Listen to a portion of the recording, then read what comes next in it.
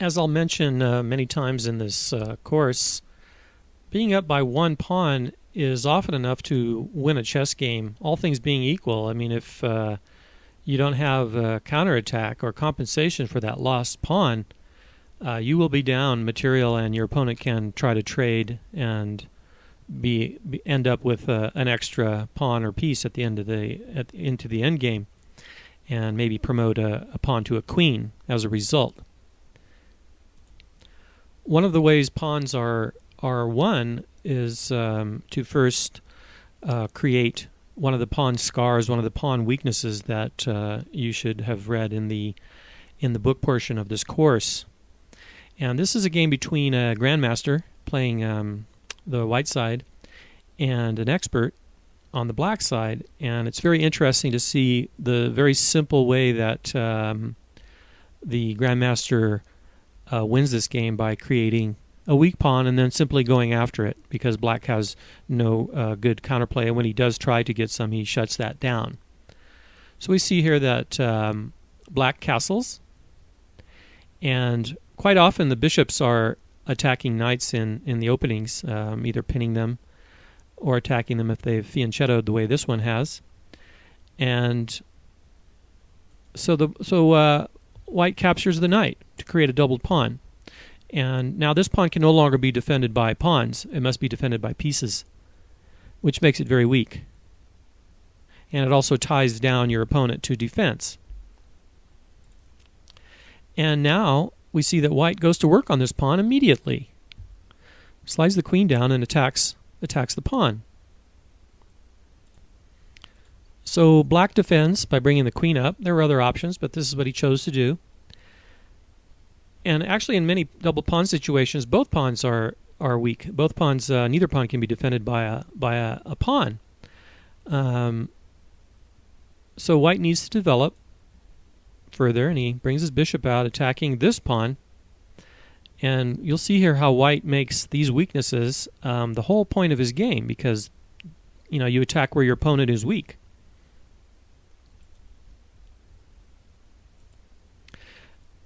Who is attacking whom is critical in chess.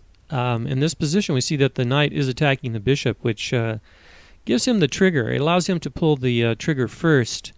And you have to be hyper aware of those situations, because the trade is a very forcing move, and you must usually take back unless you have something better. So before you move, you have to do a power move evaluation, which includes, mainly it's asking yourself, will my move give my opponent a power move? And we see here that black did not heed this advice and played pawn to f5, wanting to open up this side of the board, and it looks fairly reasonable. The king hasn't castled, and even if he has, he wants to go up the f-file. But because the knight is already attacking the bishop, and there's a simple 1-2 power move combination here, and so I'd like you to pause the video and find this for white right now. Pause the video. Okay, we see that if the knight captures the bishop, which he did do, that opens up this line for the queen to check. And after black captures the knight, he has to recapture. The queen slides over and checks the king. So the bishop was already attacking this pawn once, and it was defended once by the bishop. And now, because black allowed this check to happen in 2 moves, this pawn can be won on the next move. Okay, we're playing defense here as black. So let's see if we can come up with a defense. We're eventually going to go down here, but we'll see what it was like to be in this expert's shoes, and see how he could have stopped this. Like this first one, he could have prevented by simply asking himself if he was going to give his opponent power moves in 2 moves, if he was giving him a preparation for a power move.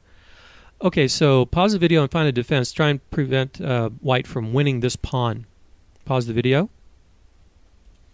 Okay, so we have 2 attackers against this pawn and 1 defender, and we're in check. So we need to find a simultaneous block of the check and a defense of this pawn. And we see that the knight move is really the only move that does that here. So now we have two defenders, and this knight is a very bad defender because it's pinned by the queen. So we have 2 against 2.